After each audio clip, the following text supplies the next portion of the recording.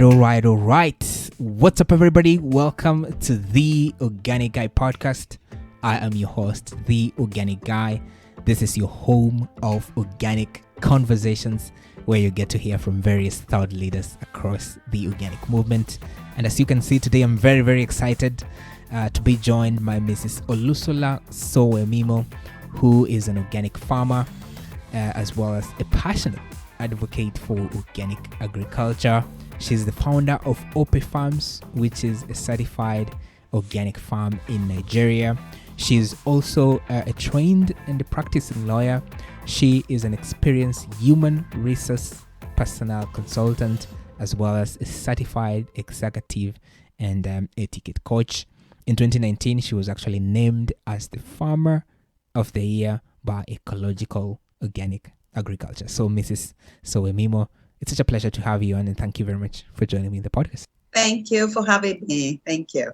I look at your background, it's very intense, but I always like to start by giving the viewers and the listeners a little bit of context. So, I mean, right now it's very much to think it otherwise, to think you outside the organic movement. But can you take us to your early childhood? Has this always been the case? I mean, were you raised in an agricultural background and more specifically in an organic setting per se? You know, it's only when you realize what you're doing that you then flip your mind back to what you probably did in the past. Yeah. My grandfather was a farmer and a very prosperous one. Yeah. So I grew up believing the fact that farmers can make money from what they do. Yeah. And then my mom was very passionate about the kind of food we ate while we were growing up. Yeah. So she planted quite a few things at the back of the house. So I would say that is a much exposure that I had to agriculture. Yeah. I mean, in those days, it was normal that your mom would grow some things at the back of the house. So I took special interest. Some of my siblings can't even remember she did. And I can't forget that she did. Yeah. Yeah, it's always interesting how it works. But later on, you actually became a lawyer.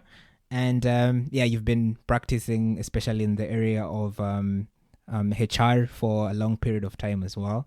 So, I mean, these are some of the roles that I will consider very lucrative. I mean, especially for me, I remember when I was growing up, my dream was to be a lawyer because my aunt, she's a lawyer, and, I could see the kind of lifestyle she was living. She was a good lifestyle that I wanted to look up to. So what happened? What changed in this area? I mean, was there an inspiration or a trigger that meant you to go into organic farming? The other activities that I do are still ongoing. Yeah. So I'm still a lawyer. I enjoy the law. Mm-hmm. I am also still in HR. I still do HR for other people. So agriculture is going hand in hand with them. But the trigger to then make agriculture a bit more intense for me was when I realized that it is possible to stay healthy just by eating good food. When I say good food, I mean healthy food that has been produced without the use of herbicides, chemical herbicides or pesticides or even synthetic fertilizer. Yeah. One of my uncles took after my grandfather. When he retired from his job as in the civil service, he actually went into poultry and livestock and a few crops. And I remembered him saying that over half of the money he used to build the house he lives was actually from agriculture. Wow. So they had all inspired me. In fact, he was the one who first found the first piece of land that I bought. He was one that found it for me. So later on, I had cause to meet some people at a cancer conference. Yeah. And I was shocked to find out that only about 10% of all of us who were at that conference were not cancer survivors. Almost every participant were cancer survivors. In fact, we were like the odd ones out. You're like, what are you doing here if you don't have cancer or you haven't survived it? Yeah. And I told the story of my mom, Yeah. who at 72 died of cancer of the colon. And the doctor then told us when we were, feeling very bad that, oh, she ate well. How could this happen? And the doctor said, people rarely develop cancer at 72. So your mom must have lived very well. Yeah. And that was why the cancer was that delayed, So I just went on a vacation and I got this notice saying there was a cancer conference. To me, it was like a whole conference dedicated to cancer. I thought that was really very interesting. And I made my way there. It held in California, but they took us to Mexico. We visited cancer hospitals. We were free to speak with patients who wanted to tell us their stories. And it was just so amazing. And at that point in time, I made up my mind that when I go back to Nigeria, I was going to start my own farm, ensuring that it was only the best that could come out of it for people who would like to heal or those who would like to maintain the state of their wellness. Yeah, we've seen a lot of these studies that give a lot of credit to healthy lifestyle. I also remember interviewing one patient. I went into an organic farmers market, and I asked her, why do you come to buy these foods? I mean, you can go to your local grocery and buy them.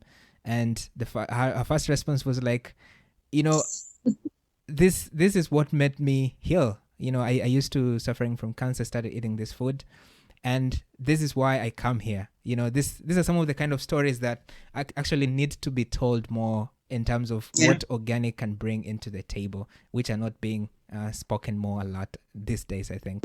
So it's also very, very inspiring from my end, actually. Thank you. But I had an experience from last year to this year that, people keep validating this for me.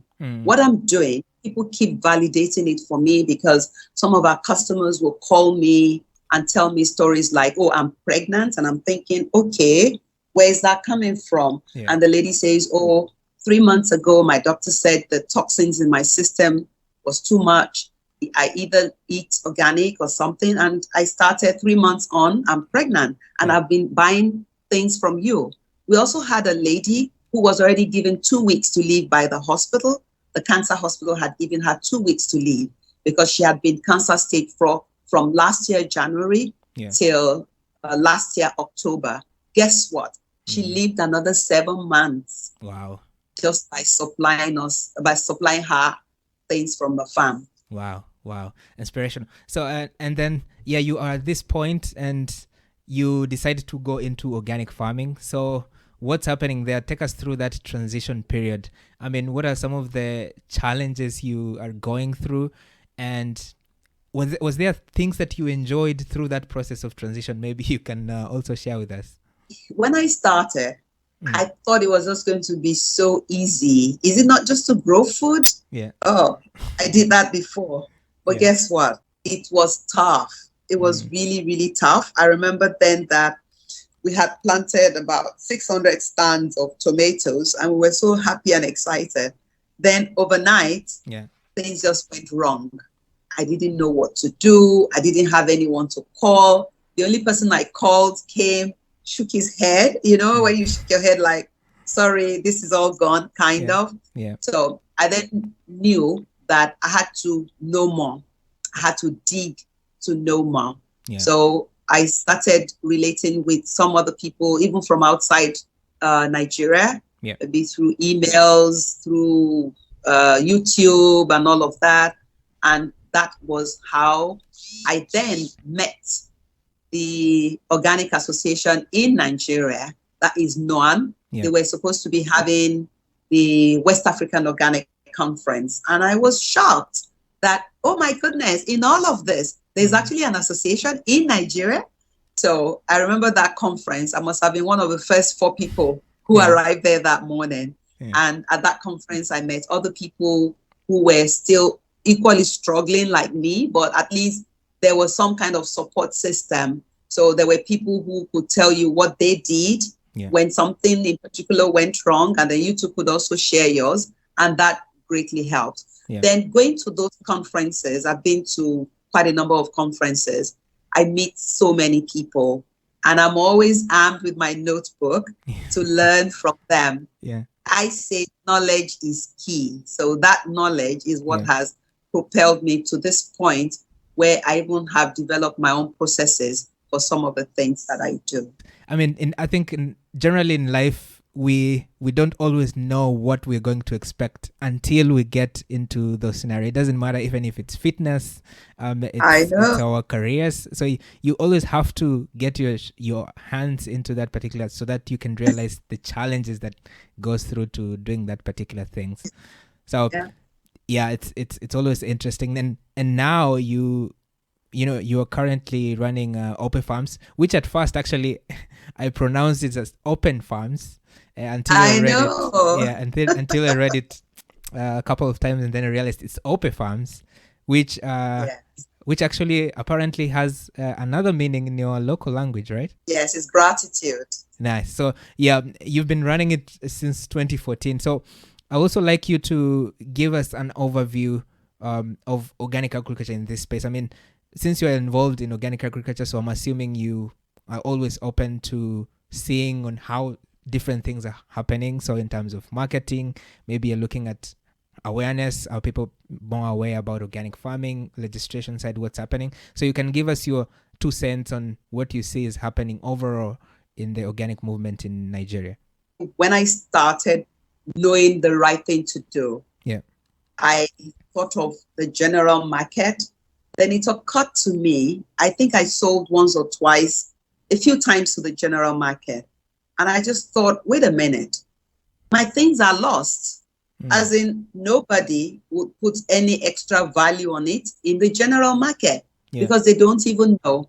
Even though I remember there was a gentleman we used to supply our lettuce, and he then started calling us and saying, where's your lettuce? Where's your lettuce? I said, why? He said, because everybody who buys it comes back asking that, no, they want this particular one they bought at this particular time. Yeah. So I then told myself, no, the general market is not where I will thrive. So with the help of my children, who are quite grown up now, I decided to go online.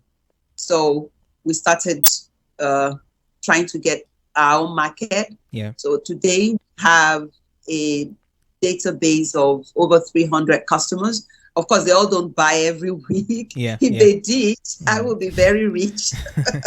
But at least most of them. So the awareness, I had to create my own advocacy. And it was one of the reasons why I went on the social media. Number one, I wanted people to know what it had been for me, so that if they wanted to do the same thing, they could learn from some of my experiences.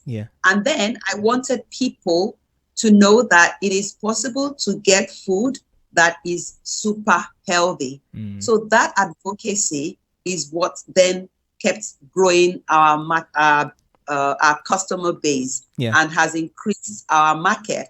Today we have 2 stores where we also sell our produce, because we realize that even when we supply other markets, it takes a fair bit of time to get that feedback. But now that people can go into any of our 2 stores, we get direct feedback from them. So that advocacy has helped. The market is growing, but a lot more could still happen in Nigeria. We're nowhere near where we want to be. That's certainly the trend we are seeing even across Kenya. We're also seeing very good interception of different factors happening. Middle class growing, the area of people getting more aware into what they're eating. So the upside definitely looks positive, and I can't wait to see how the overall picture looks like.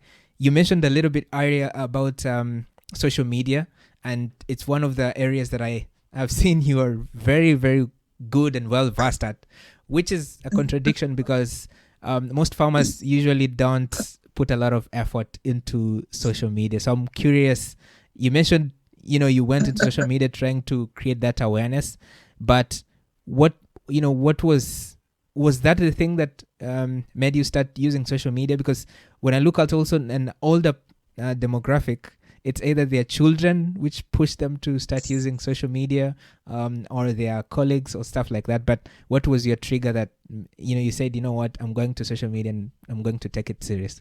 First of all, there's one thing I always tell people. Every opportunity or experience that you have had in the past will always one day come back to be very useful. I'm one of those who I love to learn. If you tell me, oh, they're teaching people how to use WhatsApp for something today, I've probably paid and I've joined that group just to learn.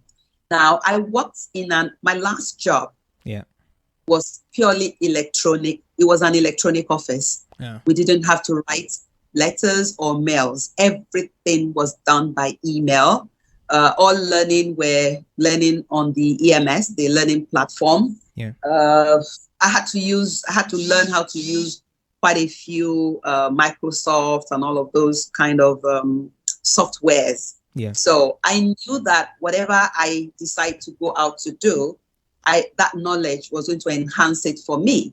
So I went on social media. I was still testing the waters, actually. I think my page was private. Then a younger lady, one of my husband's cousins, just asked, oh, Auntie, what are you doing now? And then I started telling her my story. And she said, I hope you're on social media. I said, yes, I am. And then she looked and said, I don't believe it. You do all this and it's private? Yeah. How can you be private? You can't be private. And at that point in time, she just switched me on. And that was how, because I don't even post private things. It's not like I post my car, my shoe, or any of those things. I was just talking about what I was doing. She said, no, you have no reason to be private. Let people know what you're doing. And that was it. So I then decided that, because I had started under another name, another brand. And when the farm, I just said, I was talking more about the farm anyway. So that was how I moved from that and then started another page just specifically for upper farms, so that upper farms can be more focused. Even upper farms does not even sell. So I opened another page, which is Upper Farms Organic Mart, where we then advertise. I didn't want upper farms to get lost, struggling and trying to get customers. I wanted upper farms to go out there and just talk about what she's doing and what organic agriculture is all about. Yeah, you mentioned very important points there. One was trying to share your experiences, which I think most farmers don't put in mind when they're trying to open a social media account. Begging them through their DMs, telling them that they need to do that. Yeah, because one thing that you are going through, there's probably another farmer who is going through similar experience. So by just sharing that experience, it might be a solution to another person who is just following your page. The other point you mentioned is about looking at it from a brand perspective. So you're trying to sell, you put your brand out there, you're trying to put your reputation out there so that other people can associate with what you're doing. So that's a very good testament on how well you're doing, actually. So congratulations from that point of view. Thank you. So I would also like to mention a little bit about the business and entrepreneurial perspective, because you are now running it as a business. But overall, when I look at from overall point of view, there are some fundamentals that every business must have. So I'm talking about every good business must have a good product, should have some good revenue, blah, blah, blah, all the kind of stuff. But from your experience, do you think there's a difference between running an organic business from any other business? And what has been your experience so far running such a kind of a business? Is there any advice you can give maybe to a farmer listening to this or a practitioner? What will be your advice to them if they are looking to open an organic business? First of all, if you're planning to go into organic business, you need to ask yourself, in which area do you really want to play? Because that's very important. When I started out strictly on production. Then I started realizing that I could do more on the processing side. So I went to learn how to process. I had this post-harvest program, which I attended, and that was a turning point for me. I then realized that I could produce my own spices. We have an apiary on the farm, so we harvest our own honey. Yeah. We also have palm kernels, so we started producing our own oils, our own palm oil. There was just that opening there for us. And of course, marketing, the ability to sell all of these things, because it is one thing to be able to make all those things, is another thing to actually be able to leverage on it and sell to make money. Yeah. So I would say knowledge is super, super important. You need to ask yourself where you want to play. And please believe that going into an organic business is like any other business. So every other strategy that entrepreneurs use, you also need. The fact that you're a farmer, you need to go beyond the farmers of the yesteryears and be the farmer of now. So a modern farmer, you need to have your own things like your production schedule. You need to know your market. You need to know what will sell from you, so that you're not just winking in the dark, or you see somebody on YouTube or WhatsApp harvesting 80 bags of cucumbers. You don't even know the kind of soil, whether you need amendments. Then you jump on that wagon and you say, oh, you also want to produce that. So knowledge is very key. Decide where you want to play. I remember the young lady for about 2 years. This young lady was just taking my kale and reselling. Guess what? She was making more profit than I was. So for her, she was a trader. She didn't need to go through all of the experience that I went through. So for anybody going into organic, you just need to calm down and really, really choose and decide where you want to play in the game. When you now make up your mind, then please try to be mentored, or try to make those who know coach you. If you have to pay for it, please do. I don't look for anything for free. I always feel that life has its balance. So I am not going to jump at someone and say, oh, you need to teach me this for free. In fact, when I offer to pay for people's knowledge, they're usually more excited and they tend to respect me for that, So that is what I would tell the average person who wants to go into organic. Knowledge. So help us look into a bigger picture right now. From your perspective and involvement in this organic space, how do you see the organic movement moving forward in Nigeria and from an African context? What do you see happening maybe in the next few years, 5-10 years from now? I'm quite certain that more and more people, in fact, I think COVID did probably a massive job for us, because we had products that we process, like some medicinal plants and all of that.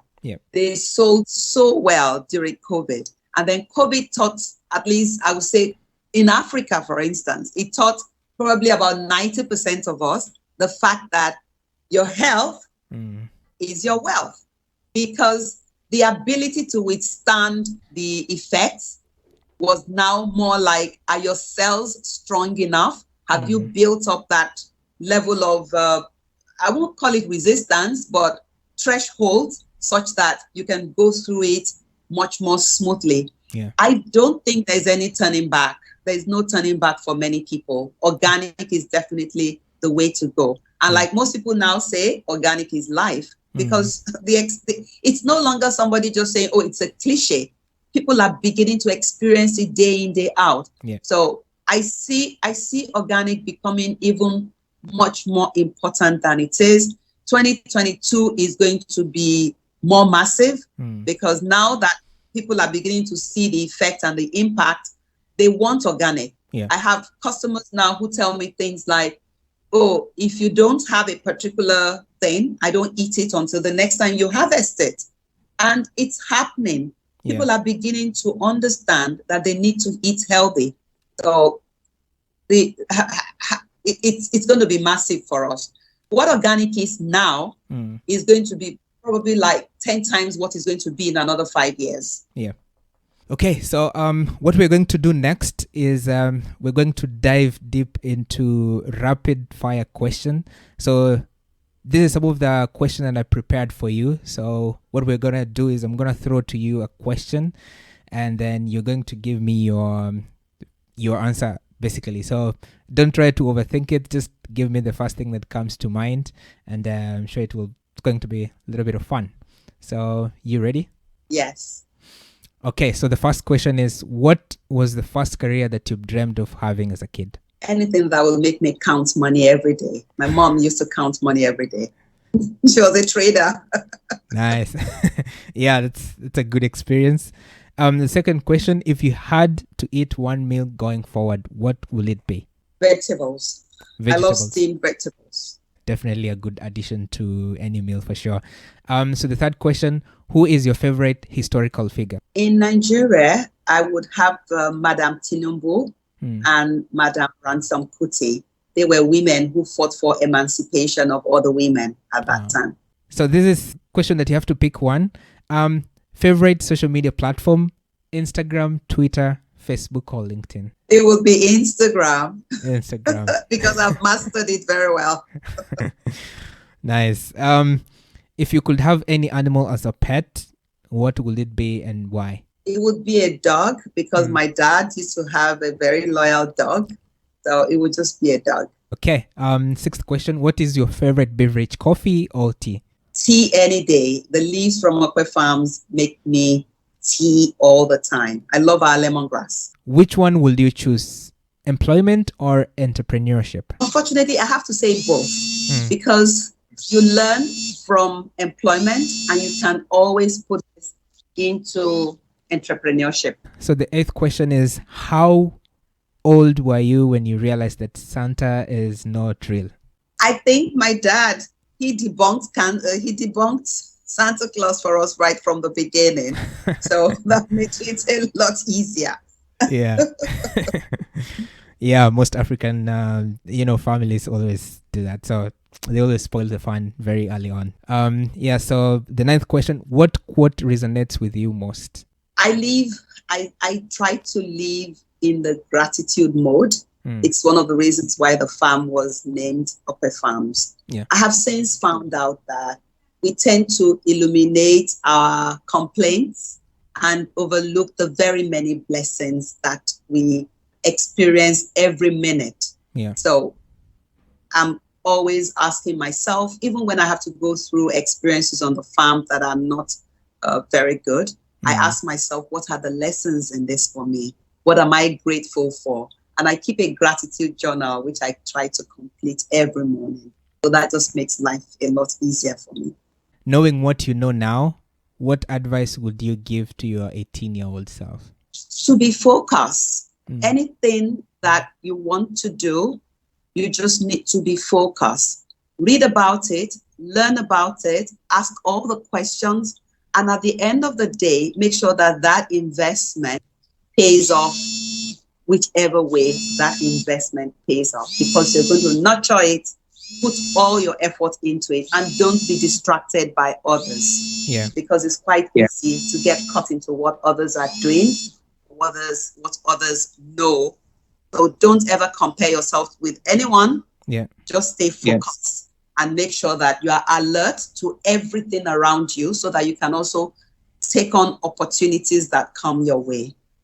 Wow, powerful. Thank you very much for participating in the rapid fire questions. It's always a nice segment which I think most viewers will have an idea, get to know you a little bit more. So thank you very much for participating. Overall, it's been a pleasure having this conversation with you, and thank you for giving us your insights and some of the challenges you've gone through this journey.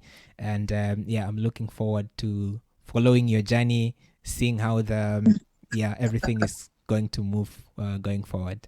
Thank you very much. I'm glad to have been here.